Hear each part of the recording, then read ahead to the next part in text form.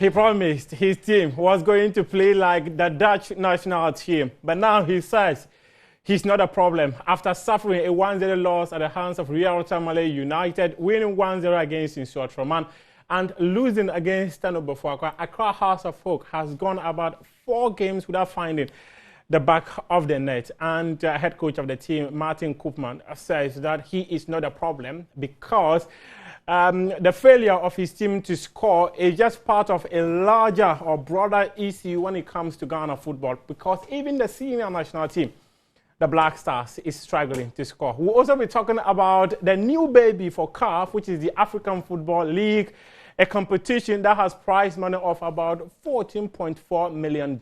So with 8 teams competing for the that prize, which of them is going to walk away with the money? Is it going to be Al Ali, TP Mazembe, Eyimba, Pedro Luanda of Angola, or Esperance? All these teams are competing for it. And it's been wins and wins and wins, and also defeats and defeats and defeats for some teams in the competition. We'll talk about the English Premier League as well, where Chelsea surrendered 2 goals in the last 30 minutes of their London derby against Arsenal. Mikel Arteta's men came from behind to secure a point in that game, where many Chelsea fans thought that they were going to walk away with all maximum points. And we'll also be previewing the UEFA Champions League, the major European football competition, as it makes a return. This is Sports Zone with me, Muftahu Nabila Abla. This show is proudly brought to you by Syntex Tank, and they're asking you a very simple question. What is your preferred color of tank? Syntex has it. What guarantee do you want?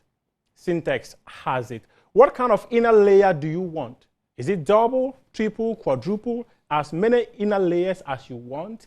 Syntex has it too. So remember, no matter your water needs, Syntex has it. So Syntex, strong, tough. We have over 300 agents nationwide, and so for you to order your tank, just place a call to 0244 335168, 0244 335168. And also, you can visit them on social media. It is Syntex Ghana, or shop online on www.syntexgh.com.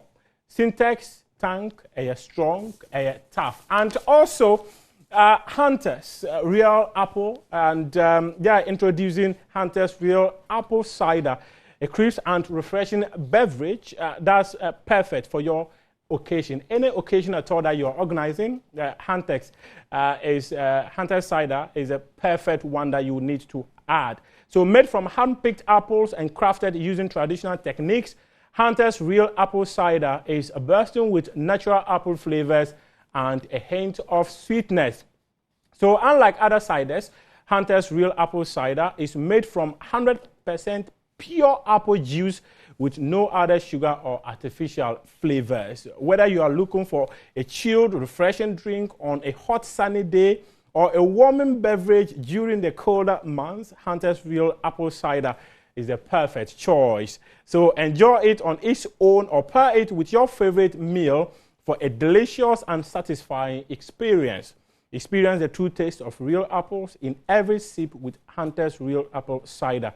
Hunter's Apple Cider, it is got real apples. Another quality product by Casa Prego. So for bulk purchase, just place a call to 026 235 1251. And as I mentioned, the African Football League, it is CAF's new baby. So they are saying that as Africans, our game is different. Our game is electrifying.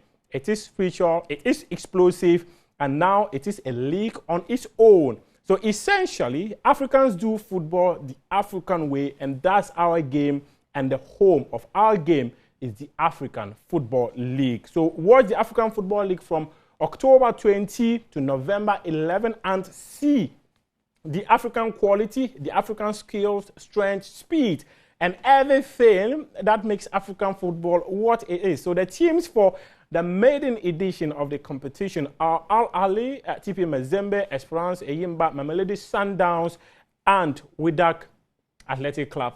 Daniel Cranton's favorite club. I don't know how he became a fan of Athletic Club, but maybe he'll just tell us something small about the club. How he became a fan of this club in Morocco. I don't know which club he supports in Ghana. Is it Hearts of Oak or so? The club that is struggling to find the back of the net, but he says that he also likes Athletic Club in Morocco. So there's about $14.4 million in place. And the team that wins this competition, the maiden edition of this competition, walks away with that. CAF says that this is a new baby, which is not going to replace the CAF Champions League or the CAF Confederation Cup. So the matches are here on Joy Prime.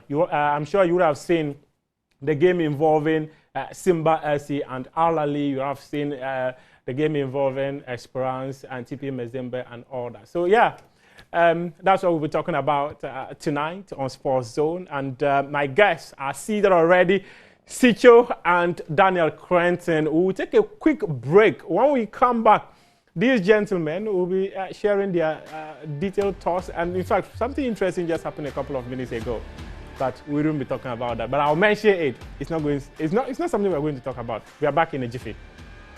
We are back from the break. This is Sports Zone with me, Muftau Nabila Abdullah, and I'll be doing this with Sicho, who is seated far right, and Daniel Cranton. That's my friend Sicho. He's very infectious. You don't see. Oh, well, yeah. I had a good weekend. Lots of sports to enjoy. So yeah. Daniel, you smile like you can't fight. I'm fighting. But I know where you're going. Where am I going? Now say it. It's okay. Let's start the show. There's no time. So today I want to be very generous. I want to give out some money. So just pick your phone and dial *281# and just follow the prompt. Select Joy Prime. And just, if you can enter as many times as you want, but just to enter once, it will cost you 5 Ghana cedis, and you stand a chance of walking away with 500 Ghana cedis. So yeah, tonight, 5 something cedis special. for 500 Ghana. Yes. What are you waiting for? Enter, no. You know how many entries I've done before? It's a creative. And today don't mention my But name. if you win, we'll go take and go Chogobe. Trust me. Who? You and I. How will you know I've won? I'll deny the number. Yeah, Sijo. Yeah. Welcome. Thank you. Everything okay? Yeah, everything good. Let's start from the Ghana Premier League. And I think my area of interest would be from what Martin Koopman said. Having gone about 3-4 matches without a single win, without scoring, he says that the challenges of Hearts of Oak is not peculiar to only the club, but it's a broader issue. And even the senior national team, we are not scoring goals. Hearts of Oak have never really had a goal scorer in the last 4 seasons or so. They've always found a way. And that is why I give massive respect to Boadu when he was there as a coach. Efri Ebani, who led the line most of the time, is not a prolific goal scorer. He's not a natural goal scorer. He does great when he plays, but he's not really going to give you the goals that Etuga gave Kotoko. Never really going to give the goals that Yawano gave Ashgood. He's going to give you the important goals and when it matters. That was Bani. Obin Jr. is not prolific. They've tried and tried. It's not prolific. They brought in strikers. They've not scored. So that Hearts of Oak goal scoring problem, it predates, the manager assistants. But that's why you're a coach.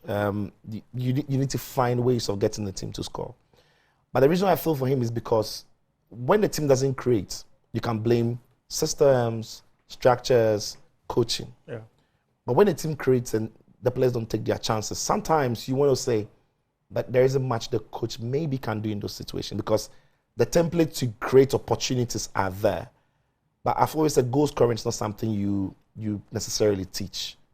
It's either you have it or not. You can have odd goals here and there, but to be prolific, to bang in goals, you can't teach those. It has to be innate. It has to be inborn. It has to be in it. It has to be somewhere within you. And when you look across the Hearts of Oak team, they don't have anybody who is shown. There's got goals about him. When you look at, for a classic example, Kotoko were struggling to score goals at the start of the season. Yeah. But the chances were there. And now we've seen Ouattara open up to be scoring some important goals for them. Others, Draminenko, are also scoring. Yeah. Hearts of Oak seem not to have anybody in and around the team who can bring them goals from midfield. Because I remember Glasner Waku would score from midfield. Yeah. Afutu would get a couple of goals from there. Nete could chip in. Salifu could chip in some of those goals. Ovuka could draw some. Ovuka, they don't have that squad. And that is why he's struggling. And that then goes back to how they planned the whole preseason coming into the season. What were they looking at when it came to goal scoring? Because obviously it was a clear problem for last season. They were playing friendly matches and walloping opponents 9-0, 12-0. Standards and levels are different when they play in the Premier League. So I think he has to... What he said about goal scoring is it's a genuine problem. To be fair, it's true that the national team also struggles. Yeah. But there are other Ghanaian Premier League teams who are finding ways of scoring the goals. So as the manager, you have to find those ways. But I don't think it's only down to him. It's got to do with the players that were brought in and the plan to how they could find the goals. And I feel sorry for him because they are creating, they are not taking the chances. Yeah, Daniel, this was a man who said he wants the team to play like the Dutch national team. Now he says, I'm not a problem. You see, checking responsibility from what he initially said. I don't think he's checking responsibility. First of all, English is not his first language. So I'll understand the import of the message, not necessarily how exactly he said it. And he was basically saying that there is a general goal scoring problem with in the country, which is a fact. If you look at the goal scoring averages in the Ghana Premier League, it's not the best, which is a fact. Season by season by season, we don't necessarily see a lot of high scoring goals. In the Ghana Premier League, if you take a league, you are more than certain that you are going to win the game, or at least escape with a point. So it is true that there's a goal scoring problem in the league. But if you situate it to hard to folk, and that's what Situ has said, which is brilliant, there's a difference between you can blame a system, then you can blame players. He's created a system that is creating chances. If you don't create chances, you're not going to score goals. Yeah. And from his point of view, he has created a system that is creating the opportunities. It's the inability to put the ball in the back of the net that has now become the problem. So then you go back to recruitment, you go back to the season plan. Was he the one in charge of recruitment? No. When did he come into the job? He came in, Hartlepool already had a technical director who had overseen a large chunk of their transfers. Yeah. So if he's complaining at this point in time, you can shout and shout and shout, but it's not his fault. He's not, yes, he's a coach. You might say that he's supposed to, but you don't snap your fingers and turn certain players into goal scorers. Yeah. If that was happening, then Pochettino is doing a very poor job. But we know he's not doing a poor job because he's not the one going to soak Jackson in the blood of Jesus and make him a goal scorer. It doesn't happen like that. You get it. It's a skill. Yeah. It's a skill that most people are born with. There's the art of goal scoring. It involves two things. It's movement and then finishing. You need to have the instinct to know where the chance will fall. Then you need to have the composure to finish.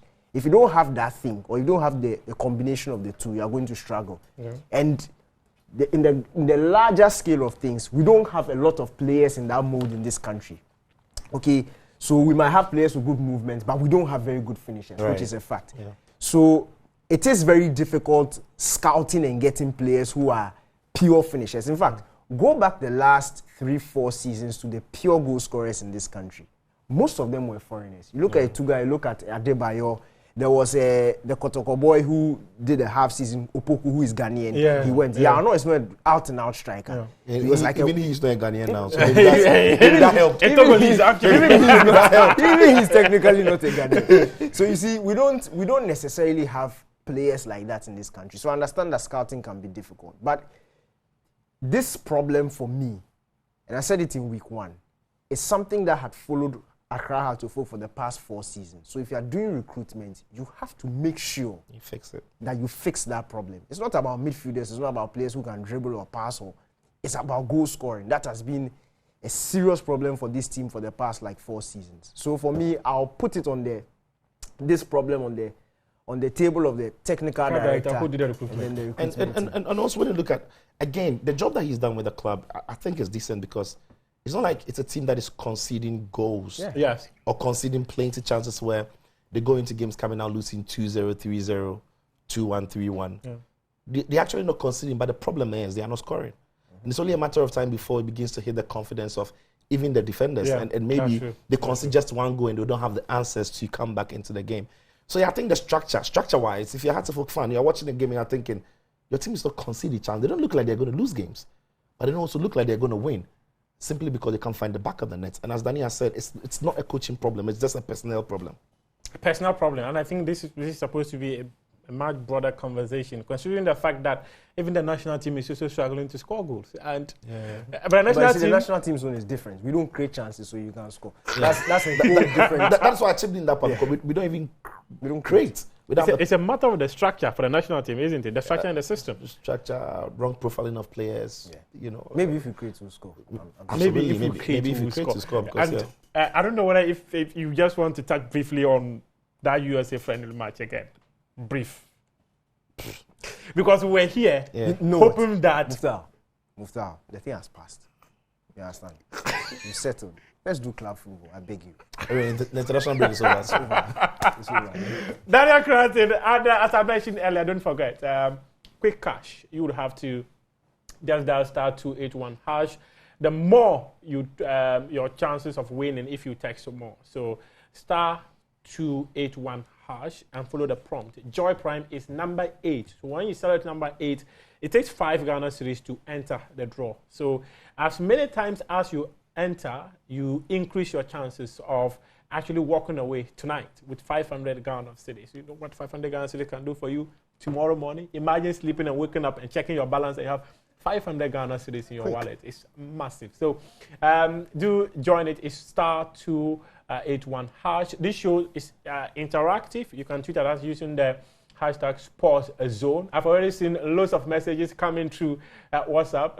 One from Bedroom, Pep Guardiola, and he says that he's about to win 300,000 Ghana cedis. Wow, Pep Guardiola, I want to be your friend when you win that. So just text me after winning that. Yeah. So let's move on and talk other stuff, and then now talk about the African Football League. But before I take your thoughts briefly, let's take a look at the highlights of the match involving Simba and that of Pedro Luanda. But he has just brought the Ghana Premier League table. Let's take a look at the results and the table of the Ghana Premier League. Pretty quick. Hearts of Oak drawing 0-0 against Samatex. Aduana Stars winning 3-1 against Great Olympics. Great Olympics, that was the first time this season the Wonder Club were conceding, and they conceded 3 goals. Bechemi United also won 2-0 against Brekum Chelsea. Dreams FC 1-2-1 against Midiama FC. Kala United 3-0 against Tano Bofuakwa. And Nations FC versus Kumasi Asante Kotoko. Drama aplenty in that game, including what I would describe as a murky situation, quite sordid, quite embarrassing to see that fans would actually go as far as destroying the seats of that facility. Someone has invested so much to put together that structure, and for you to vent your spleen on a decision of the referee by destroying the seats is quite embarrassing. And just later today, it was Bibiani Gold Stars. Bibiani Gold Stars, they didn't play Accra Lions. Accra Lions played Real Tamale United. And then Real Tamale United won that game by 3-1. Instruct Truman, they sit at the top of the Premier League table with 10 points. Samatex have got 10. Tano Fago have got 10. Real Tamale United have also got 10 points. Aduana Stars 9. Great Olympics 9, Kotoko 9, Bibiani Gold Stars 8, Legon Cities 8, Dreams FC 8. So this is the second half of the table. Midiama SC, they are rooted at the bottom. Accra Lions at 17th. Can you recall that after 3 matches in the season, Accra Lions were at the top of the Premier League table. Hearts of Oak are 16th on the Ghana Premier League table. Nations FC, they are 15th. Heart of Lions 14th. Kaola United 13th. Bechem United 12th, and Brekum Chelsea, they are 11th. Heart of Lions and Accra Hearts of Oak have got an outstanding game to play in the Ghana Premier League because of the Akosombo Dam spillage, which happened in the Volta region. So that game was postponed indefinitely by the Ghana Football Association. Let's talk African Football League. Simba drew 2-2 against Al Ahly, and also Pedro Luanda. They were also in action, but we have the highlights of TP Bizimbe versus that of Esperance. Let's go for the highlights of these matches. The atmosphere was crazy, and it ended 2-2 as the second leg of the tie would be happening tomorrow in Egypt. Gentlemen, a quick one. We already spoke a bit about the African League, the idea and all that. These are the results of the matches that were played. Simba 2, Al Ahly 2, Pedro Luanda 0, Mamelodi Sundowns 2, TP Mazembe 1, Esperance 0, Eyimba 0, Wydad Athletic Club 1. Daniel Cranton's club won their game. Gentlemen, a quick one. Overview of what you witnessed on match day 1 of the new competition under the umbrella of CAF. Danny? Yeah, there was quality. You can't dispute that there was top quality around.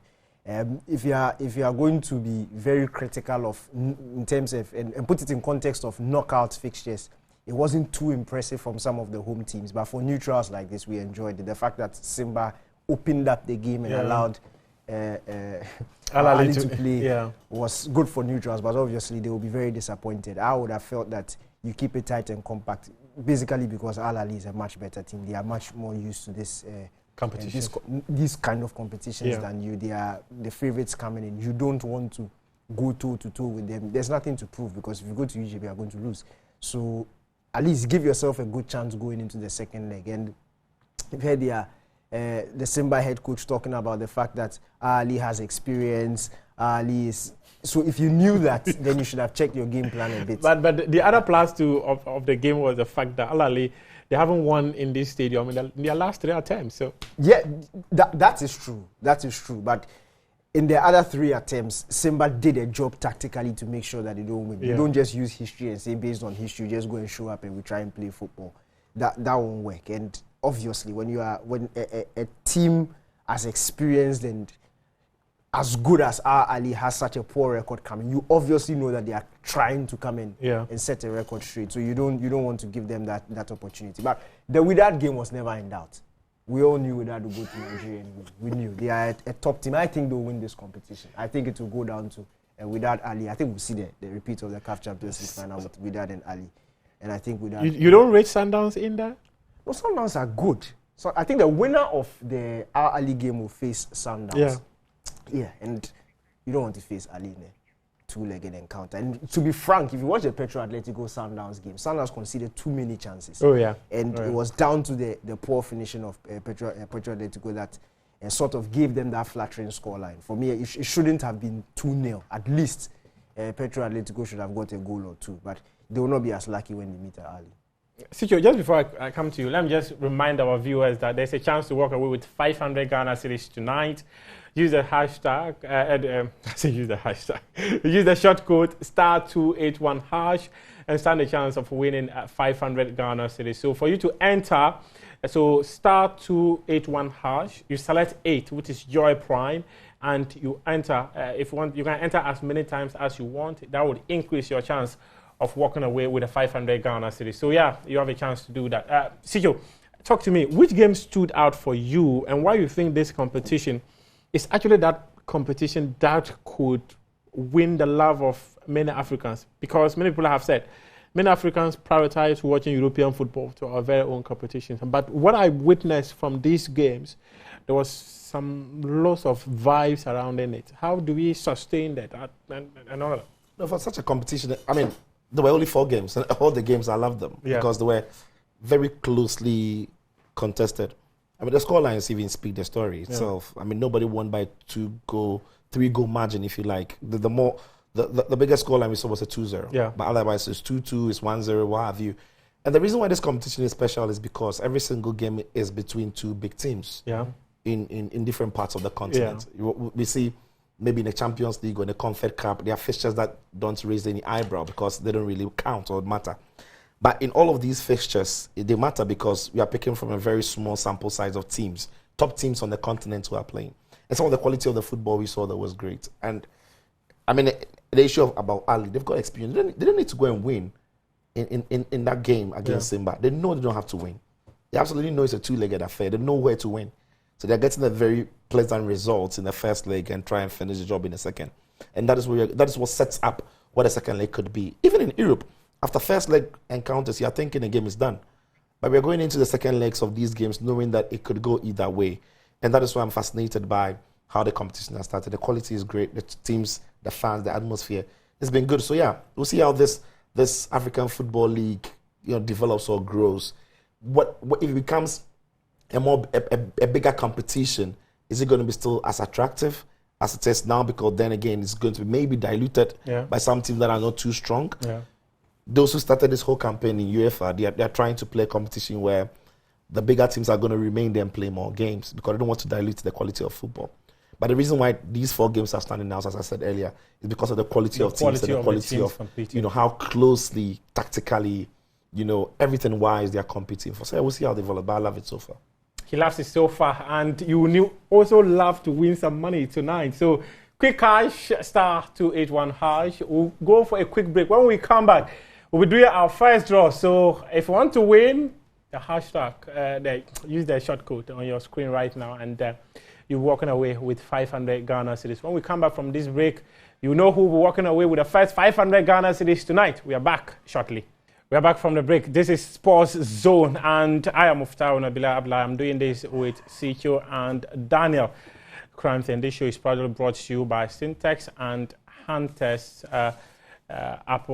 Real Apple Cider.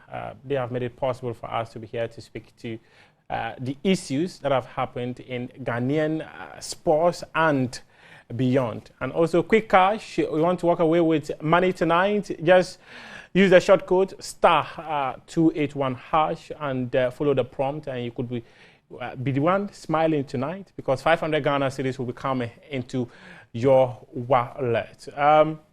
Gentlemen, let's go to Europe right now and talk about the big one, Chelsea versus Arsenal.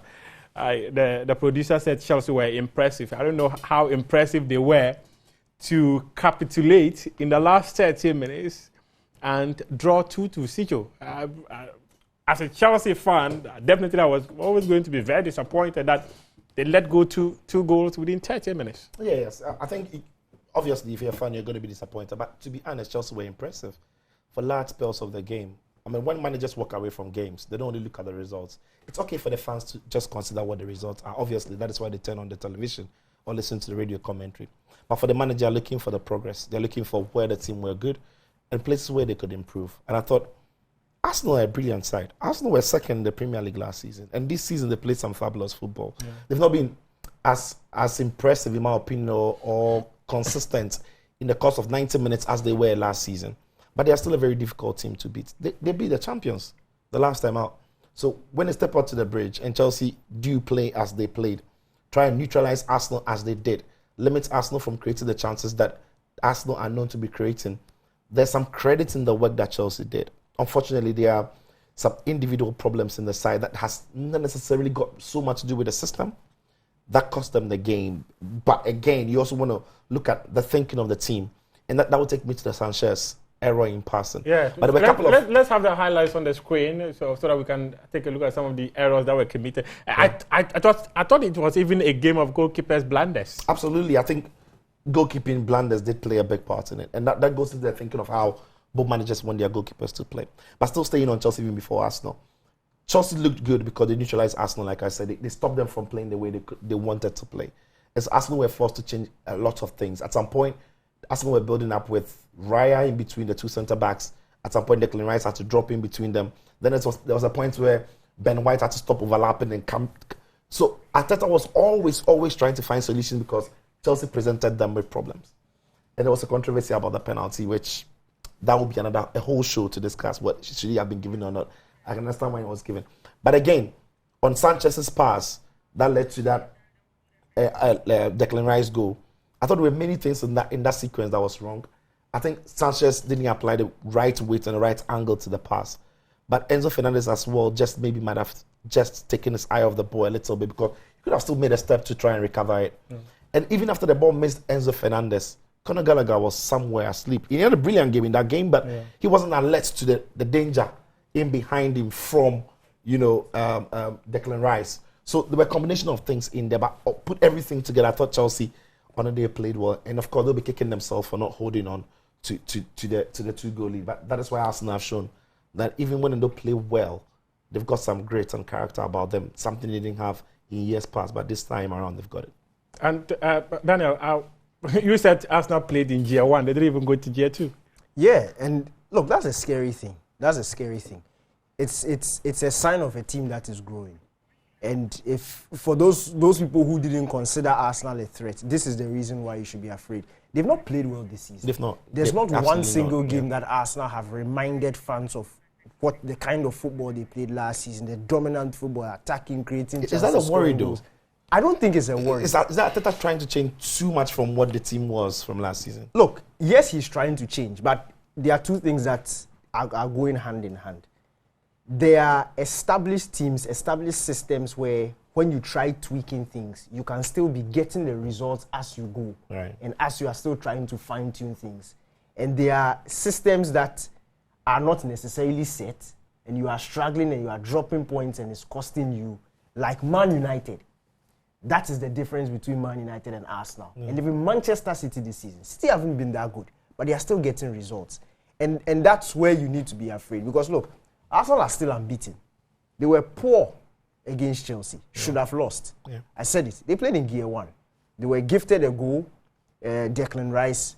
And then when they began to sniff that they could get an equalizer, it was just like a quick switch. They got the equalizer. And from the time they got the equalizer to the end of the game, it looked like Arsenal were more likely to go and get the winner. So the mentality has come. Like they are now playing like a team that they are not afraid. That's the thing. They are not afraid. They are very secure and in control of situations. They know that once the final whistle hasn't gone, there's still a game to rescue. And for me, that is a good thing for us now. From a Chelsea point of view, it's painful. Look, you might, where they are right now, you can look at positives. But if you are judging it by the standard of Chelsea, this is not good. They should not have drawn this game. And you see, it goes down to the small details. And these games are decided by the tiny details. We saw the Arsenal-Man City game. Arsenal were not better than City. City were not better than Arsenal. But it was down to moments and literal patterns that had been rehearsed, that when it happens, you have to take the chance. And Arsenal did it. For Chelsea, you are 2-0 up. You have a free chance on goal with Jackson. He thinks too much, takes an extra chance is gone. Raya literally presents the ball to Palmer. And all Palmer has to do is to take a first-time shot. But these things come with experience. You can do that. If you make this mistake when you're playing for West Ham, it's okay. But if you make this mistake when you are playing for Chelsea, it matters. It matters. And especially for Chelsea fans who have seen the likes of Drogba, there's a standard. You can't fall short of it. So it has cost you, and it is painful.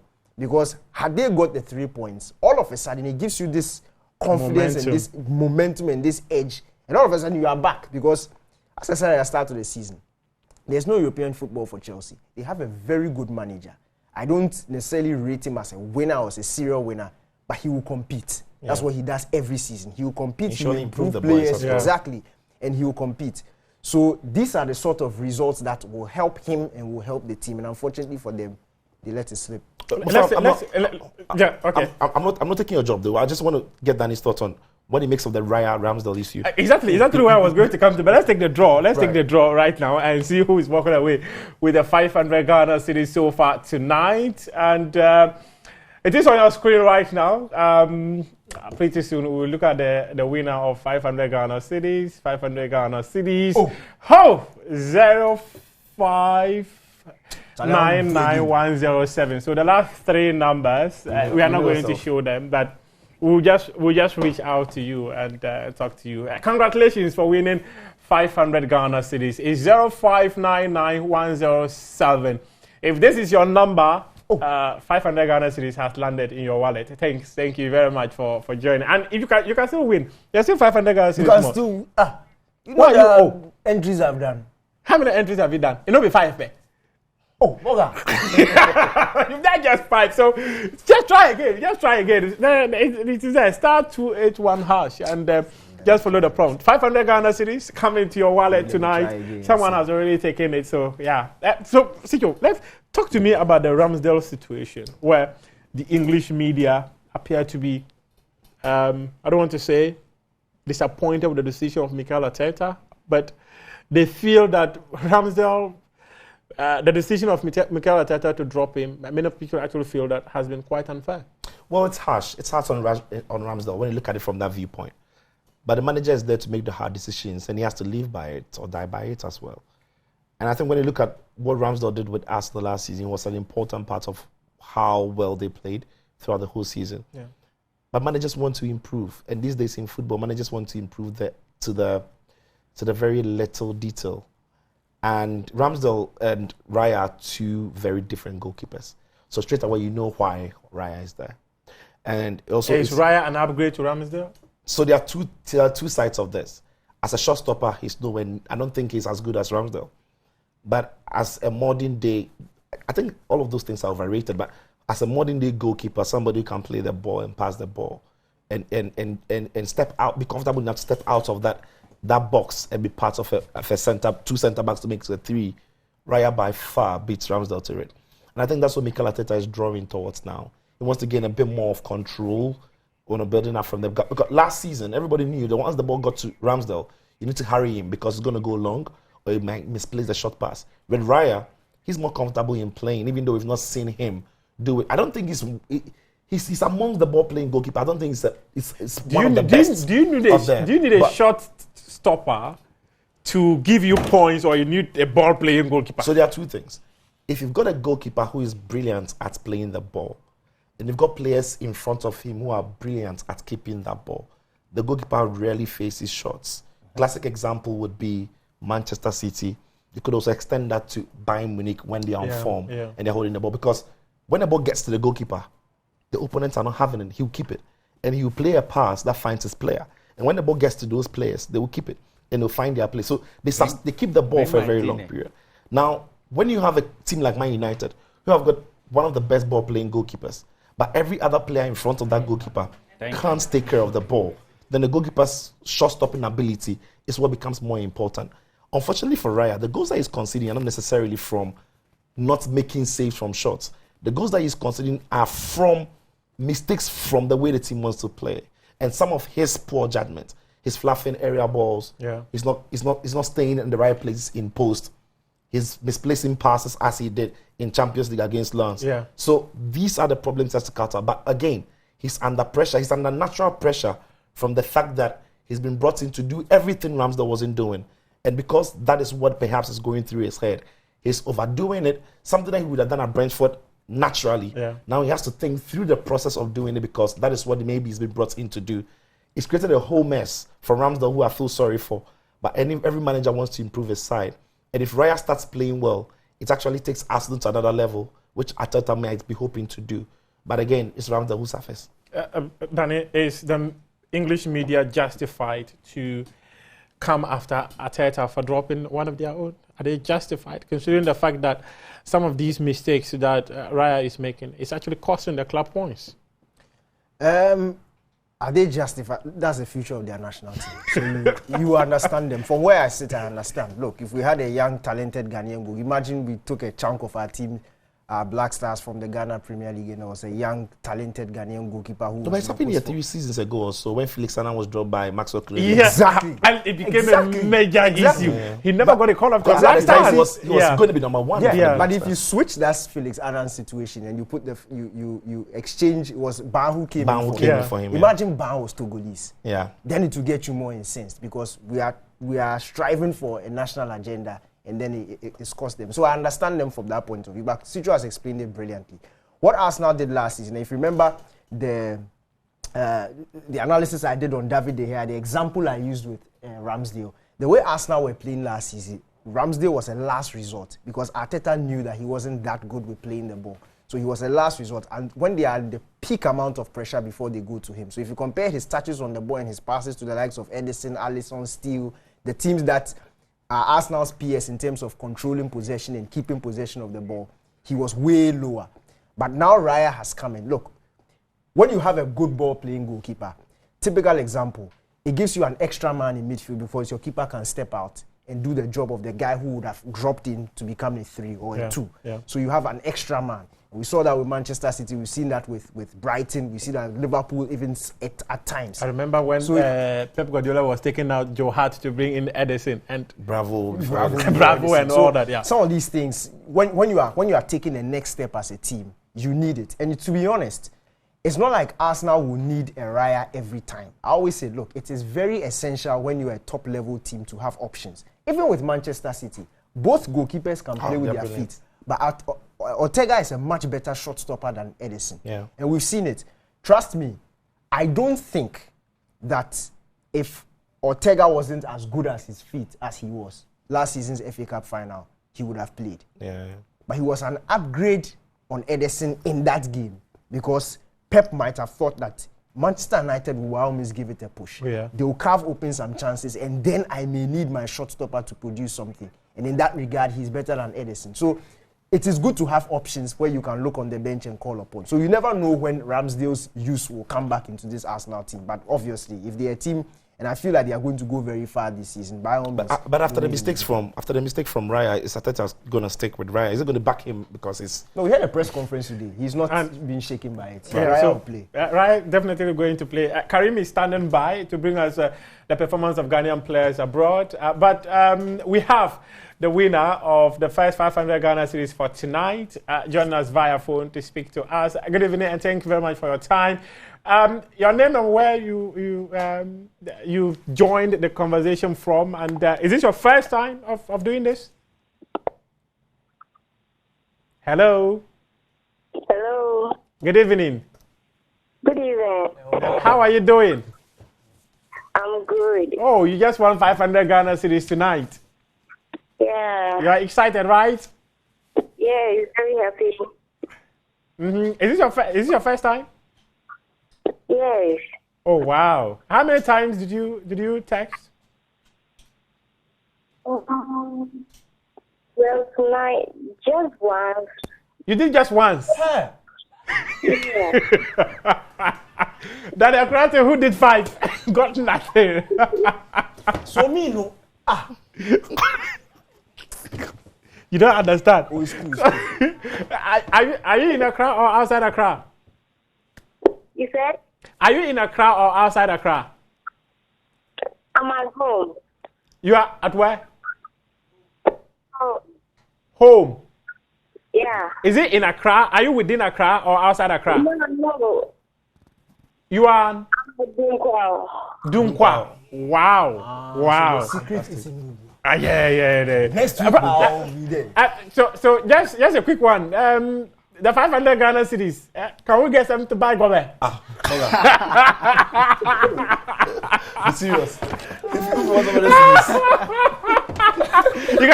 You heard how she laughed. That's an interesting one over there. But what message do you have to tell viewers, considering the fact that you tried just once, 5 Ghana cities and 500 Ghana cities has come to you? You said, what do I have to tell the Yeah, viewers? what message do you have for others who also want to win the 500 Ghana cities? I'll just say they should keep on trying. And it's true. yeah, okay. Amen. Thank you very much. And congratulations once again. You walked away with 500 Ghana cities tonight. So if you can, there's still 500 Ghana cities more that I want to give out. So the short code is *281#. Just follow the prompt and you also be walking away with 500 Ghana cities. Now, let me go to Karim shortly. When you asked her about the Gobe, did you see Karim's face? He was hoping she would say yes. He crossed his fingers. Hey, hoping she would say yes. Karim, You tell me I'm lying. is he lying? maybe. Karim, your lineup. Well, the international break is over. Hey, you have 2 minutes. I'll cut you. Yo. Yes, let me just wrap up with this one. Daniel. You see, I told you. Okay.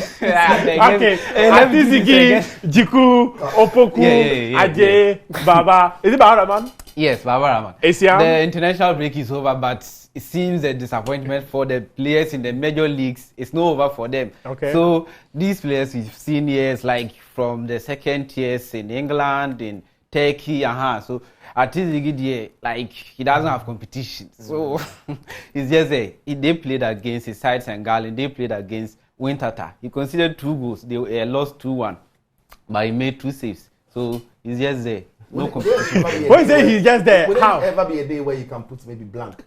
Just to appreciate that maybe the whole world has not got a goalkeeper who performed to a standard. Yeah. So you set the standard. If anybody crosses, you put blank. So we know no leg back was good enough for the standard. Oh yeah. Because So he's just there because he's the only.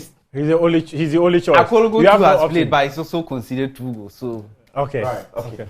so then Nathaniel Ajay, his side, Hammarby, they played against Jagarin in the Swedish league.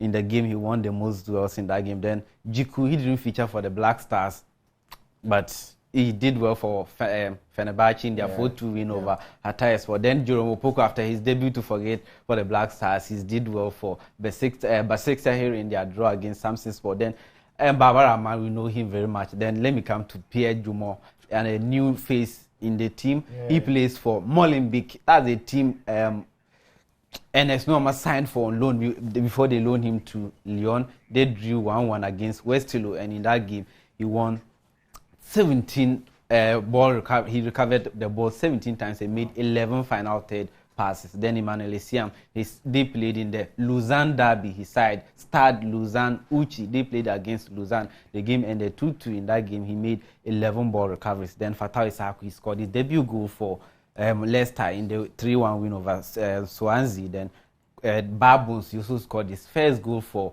Genk in their 4-0 win against McLean in the Belgium League. Then Pencil, he created 2 chances in the game. Bar scored. Then Prince Ampim, he scored a goal and assisted for EU Sport in their 3-2 win over Korum in the Turkish second. Football is funny because Fatal Isawaku has had a brilliant start to life at Leicester than Kamaldeen is having. Or he's having a better season than Kamaldeen. Yeah, than Kamaldeen. I wish we could interrogate you further, but I want to do another quick draw. I want to give, tonight I'm very generous. I want to give another 500 Ghana cedis. If you can still join us and win it. It's *281#. Just follow the prompt. Just text right now. You might be the person to win it. So let's take a look at the draw right now. Who again is winning 500 Ghana cedis tonight? Quick cash, *281#. Select 8, which is Joy Prime, and you would have 500 Ghana cedis. Yes, the number is dancing. Wow. Daniel Cranton, he's had the cut. In the cut. Are you running commentary on the numbers, really? Yes, I'm running commentary. It is 2, it is 4, it is 5, it is 4, it is. By the way, proud of Asamoah. Wow, 0240850 0240850. Congratulations for winning 500 Ghana cedis tonight. Thanks very much for joining us tonight for Sports Zone. Gentlemen, there's UEFA Champions League football to happen tomorrow. Quick thoughts on it, then we sign up. Do we have the fixtures? 30 seconds each. Yeah, let's take a look at the fixtures. Let's take a look at the fixtures. Benaya and Prissy, let me have the fixtures so that I'll give them 30 seconds each. Quick one. Galatasaray and Bayern Munich over 2.5. Inter Milan Salzburg. Inter straight win. Benfica or draw against Sociedad. Braga and Real Madrid. Real Madrid or draw. Lens and PSV over 1.5. Man United and FC Copenhagen. The Lord will make a way. Sevilla versus Arsenal over 1.5. Union Berlin versus Napoli. Napoli or draw. We'll have Manchester United versus FC Copenhagen. Live commentary on Joy 99.7. George Adejunior and Gary Al-Smith will be bringing us commentary from Old Trafford for that game. So you want to tune into Joy 99.7 FM for the commentary.